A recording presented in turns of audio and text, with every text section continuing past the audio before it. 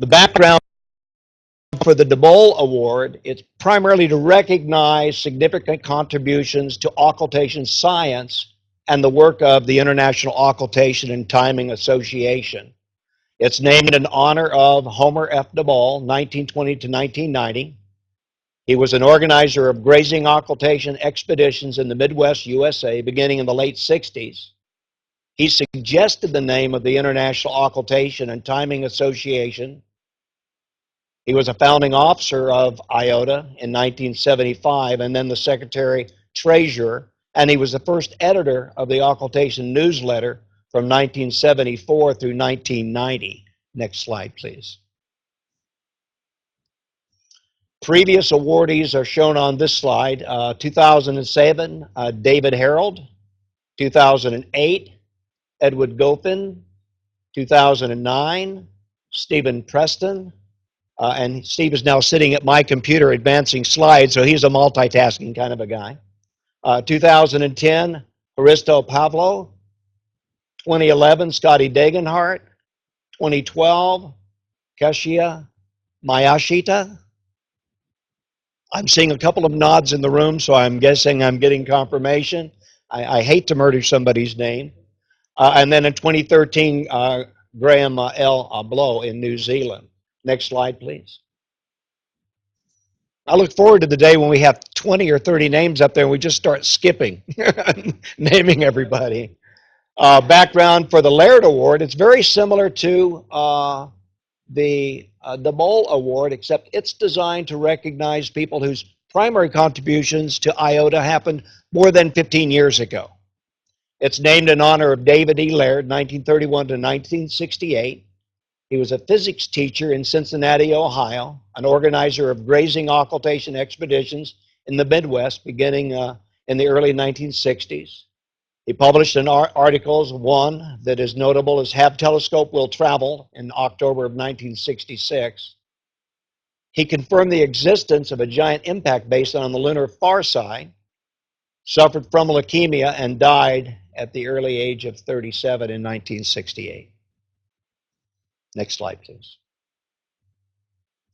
Previous awardees for the David E. Laird Award. Last year, Harold, as we call him, Hal Hovenmeyer from the USA. Next slide, please.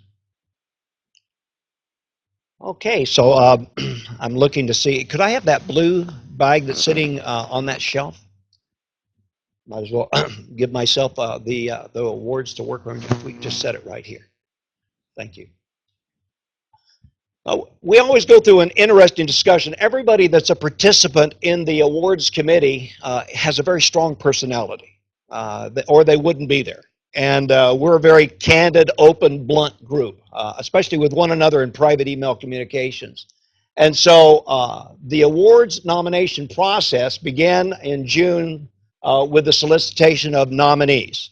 And the way that works is the official organ, communications organ for Iota is the Yahoo group. Don't have to be a member of Iota, you just have to be present in the Yahoo group to receive the notifications.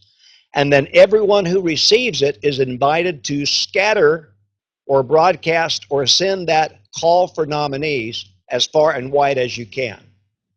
The idea is to reach everyone on the planet. Doesn't happen, but at least we reach a large segment of those interested in astronomy and in the International Occultation and Timing Association.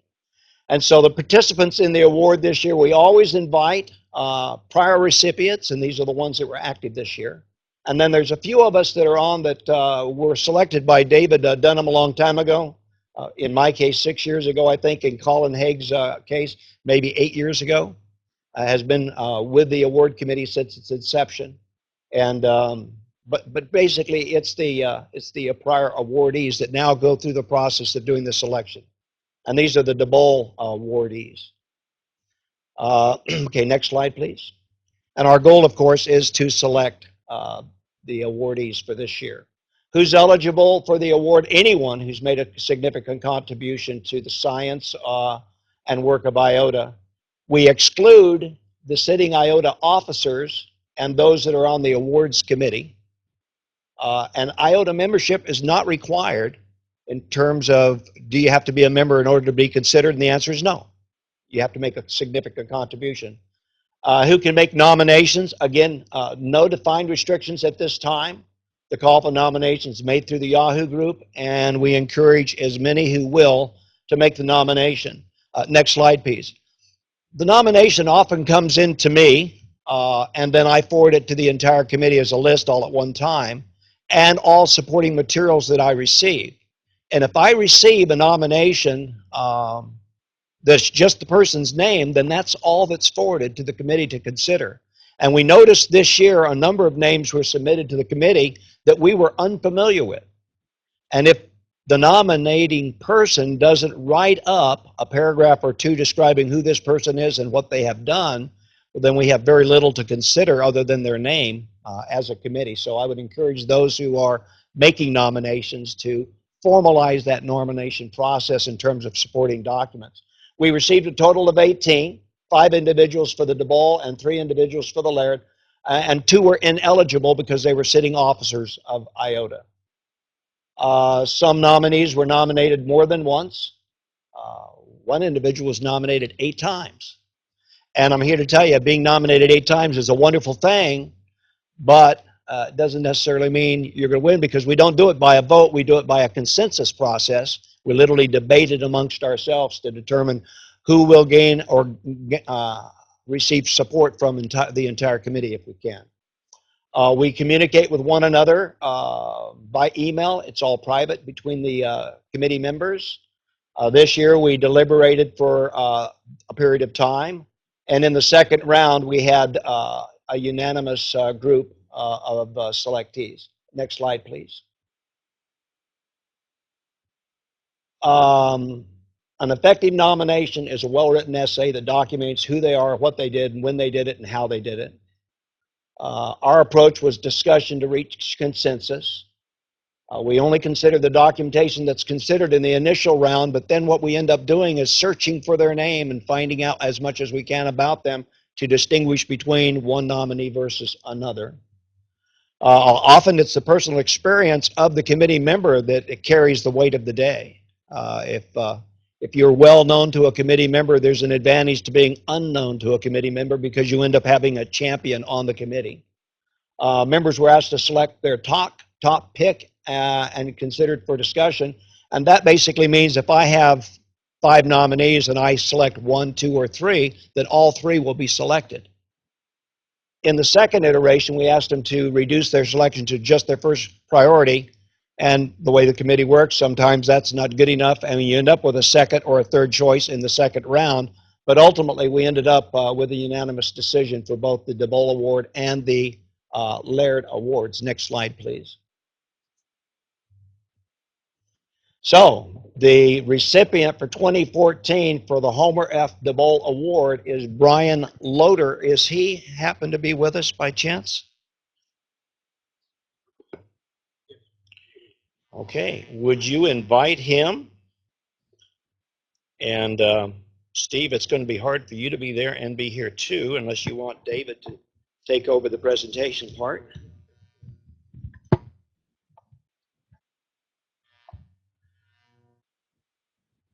I don't know if we've frozen or not. That's interesting. Okay, the award reads, presented to Brian Loader for total and grazing lunar occultations, the Jehovian Satellite Eclipse Program, Lunar Double Star Coordination, publications, and nurturing of new occultation observers worldwide. Now, I'm going to hand the award to David Dunham because Brian's not with us. And I'm going to turn it back over to the technical group. And if Brian's in a position to make comments, that would be wonderful. Yeah, you'll have to drop me so I'm no longer talking, and he will have to activate his talk now.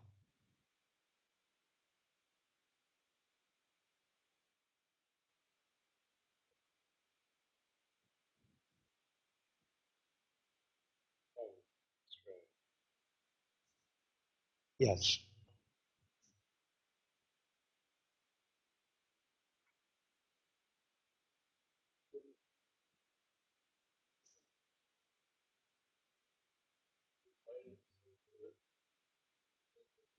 Okay, so he has been invited, and those that are attending virtually are seeing all of this.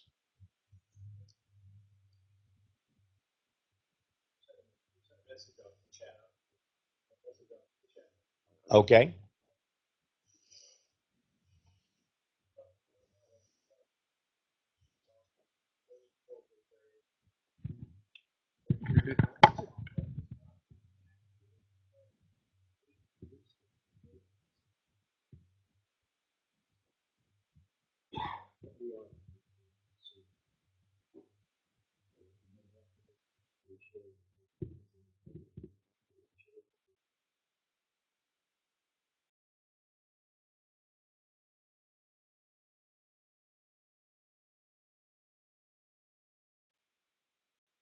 Good morning, Ryan Oda here. It was quite a surprise I got a few days ago when I got an email from Steve Preston telling me I got this award. It wasn't something I was expecting at all. It's wonderful to get such an award. I'm very honoured for it. It's wonderful because I'm getting it for doing something that I enjoy doing, find interesting, and indeed get a thrill from at times. So I'd very much like to thank all those people who have supported my nomination. I don't know who they are. It's very much appreciated. Thank you very much.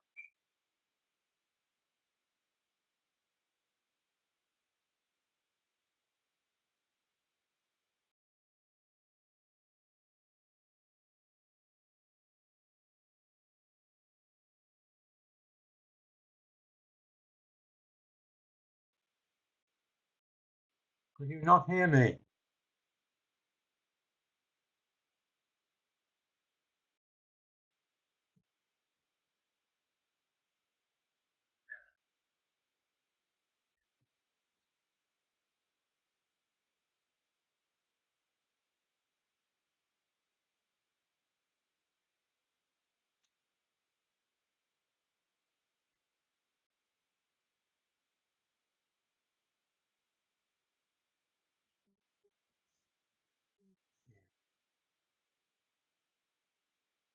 Hello again. Can you hear me now?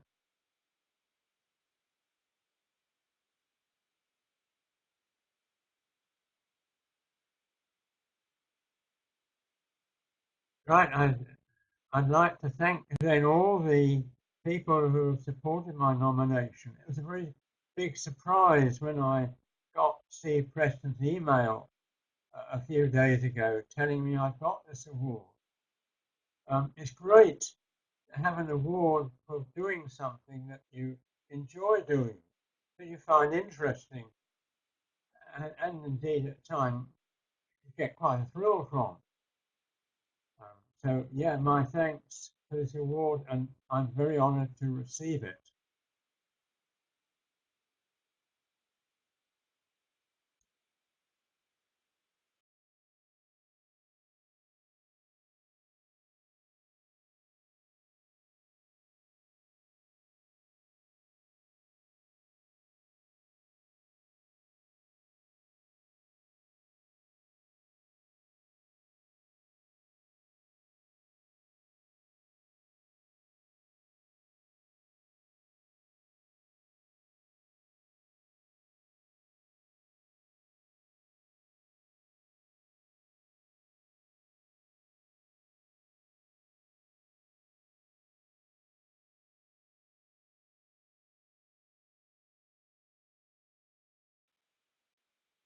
Hello again.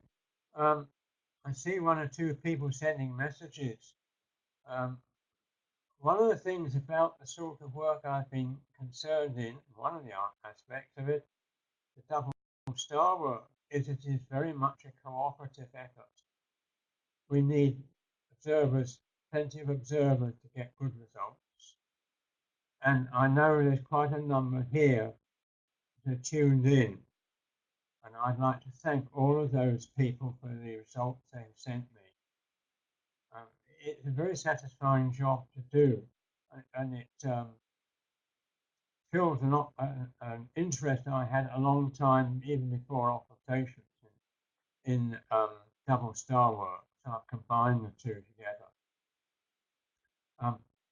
And some other people I'd like to thank are those who have done recent developments in software. The changeover from visual observing to the present technique of video has revolutionized what we can do.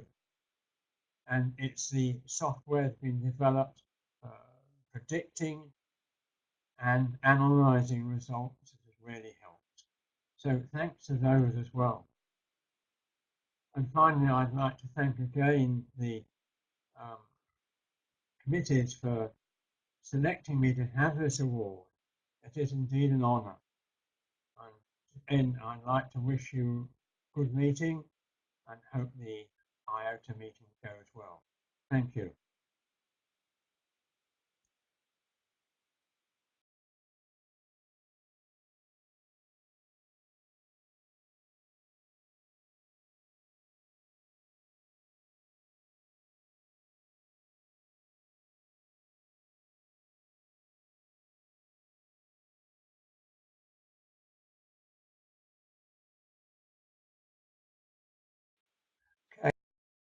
Okay, I see one person has reminded me about thanking somebody else as well. She's sitting here right beside me. That's Pauline, my wife.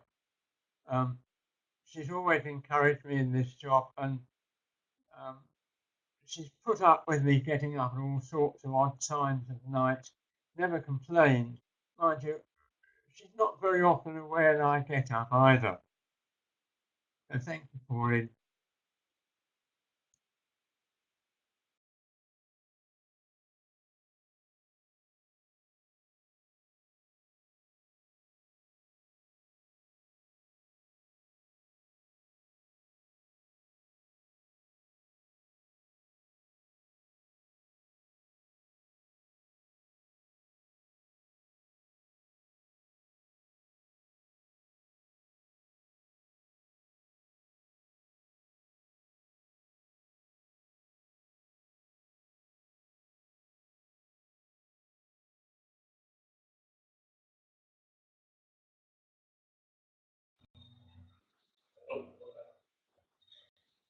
Okay, that's us, yeah. Ah.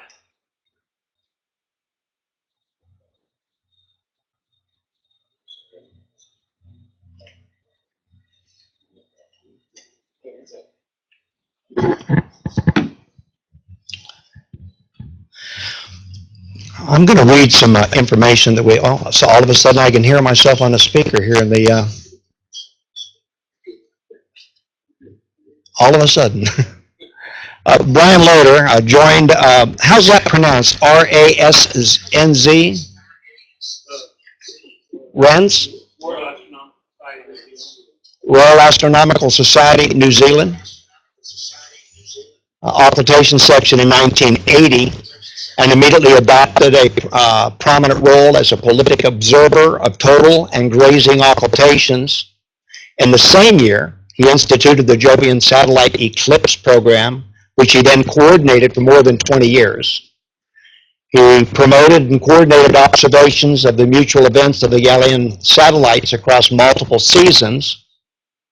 He initiated and continues to coordinate the double star program for the determination of true separations and PAs, position angles, from geographically separated occultation observations. Observers from around the globe continue to do this program, which has resulted in a string of publications, including a number of JDSO publications. Next slide, please.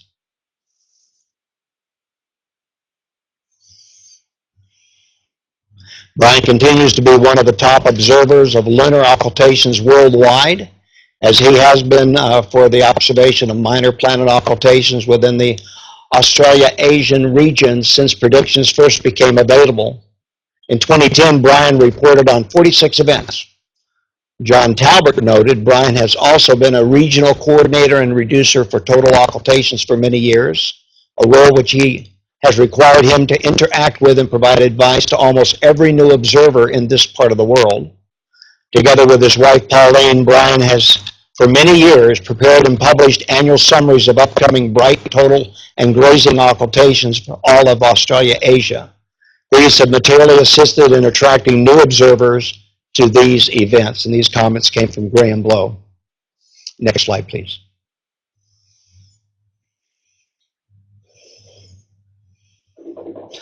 Okay, let's applaud Brian Loader if we can.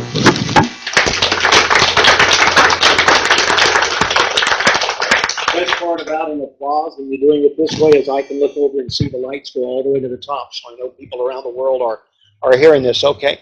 The David E. Laird Award this year is being presented to Gordon E. Taylor.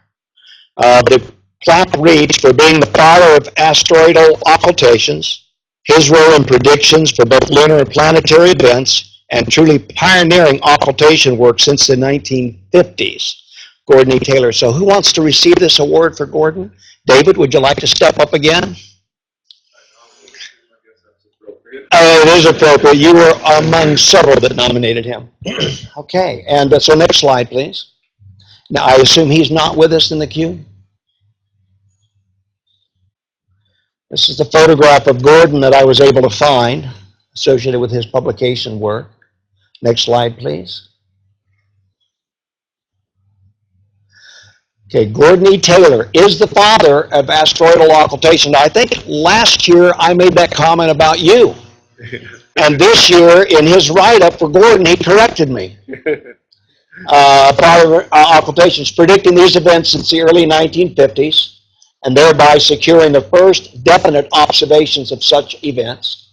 In the mid-1970s, he spearheaded the effort to expand the predictions of additional asteroids as ephemerides improved and better star catalogs became available.